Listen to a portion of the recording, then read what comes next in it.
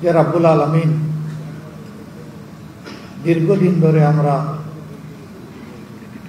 এমন একটি সুবিচারপূর্ণ রায়ের জন্য অপেক্ষা করছিলাম, সেই রায় দিয়ে আজকে আমাদেরকে তিনি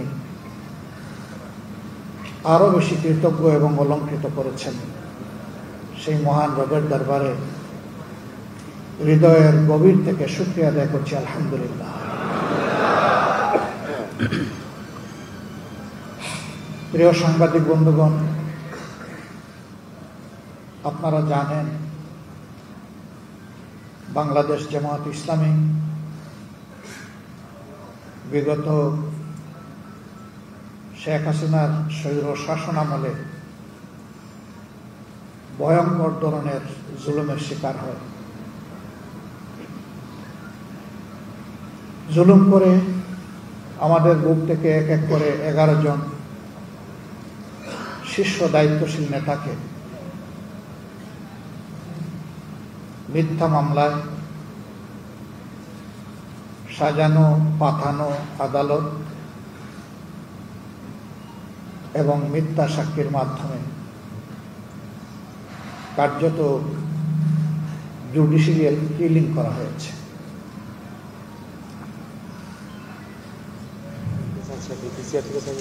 যে জায়গায় বসে আজকে আমি কথা বলছি, দীর্ঘদিন আপনারা এমন একটি অবস্থানে যাদেরকে বসতে দেখেছেন, যাদের মুখের কথা শুনেছেন, কার্যত তাদের একজন ছাড়া দুনিয়া থেকে সবাইকে নির্মমভাবে বিদায় করে দেওয়া হয়েছে। আমি সেই সমস্ত পরম শ্রদ্ধেয় নেতৃবৃন্দ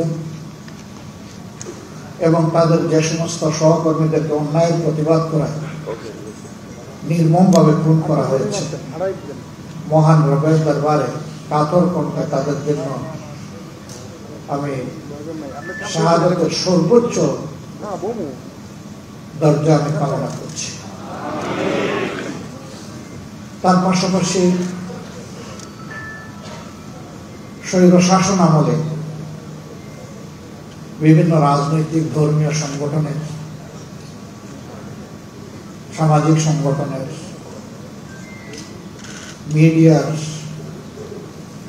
কর্মীবৃন্দ এবং সাধারণ প্রতিবাদী জনগণ যাদেরকে নির্মমভাবে খুন করা হয়েছে, বিশেষ করে 24-এর গণবিপ্লবের সময় যাদেরকে হত্যা করা হয়েছে, আল্লাহ তাআলার দরবারে দোয়া করি আল্লাহ তাদেরকে শহীদ হিসাবে কবুল করুন। এই সকল শহীদ পরিবারের সম্মানিত সদস্যবৃন্দের প্রতি আমাদের সীমাহীন ভালোবাসা, শ্রদ্ধা এবং কৃতজ্ঞতা। মহান রবের দরবারে দোয়া করি তিনি যেন তাদেরকে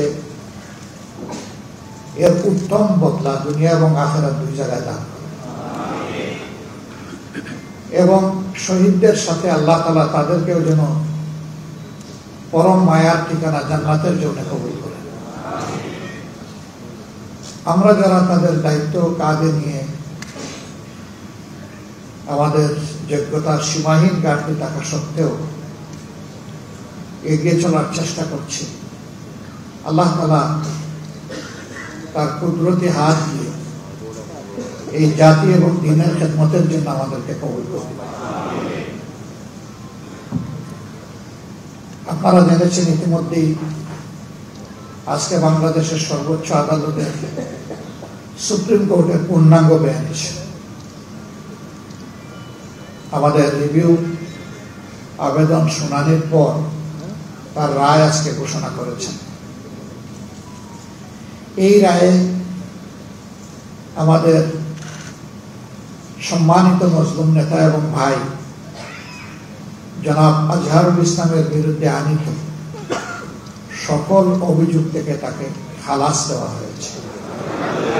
আলহামদুলিল্লাহ রাব্বিল আলামিন। আজ বড় মনে পড়ে জাতির এই সংকট মুহূর্তে, কঠিন বাঁকে আমাদের মাথার তাজ এই সমস্ত নেতৃবৃন্দ যদি বেঁচে থাকতেন,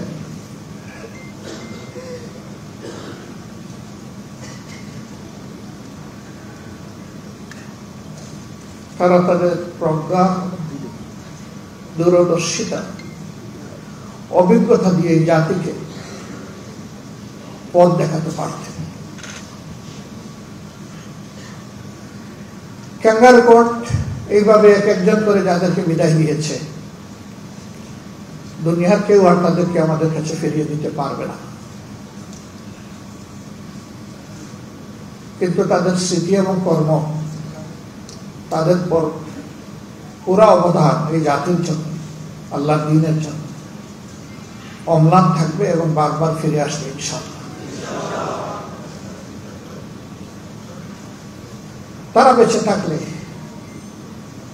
এই জাতিকে সততা, দক্ষতার সাথে সেবা দিতেন এবং রাজনীতিতে অনেক গুণগত পরিবর্তন আসত।